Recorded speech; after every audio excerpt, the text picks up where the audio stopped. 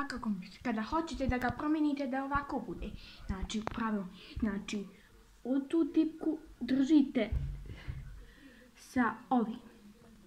Evo vidite, meni je sad kompjuter ovako treba da stoji. Znači sad okrenete, sad kad želite vratiti to je isto, ali ova gornja strelica, znači tako, hajmo polako.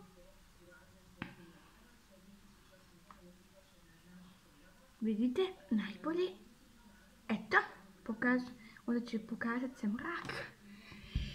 Samo sekund. Pritisnete ovu strelicu.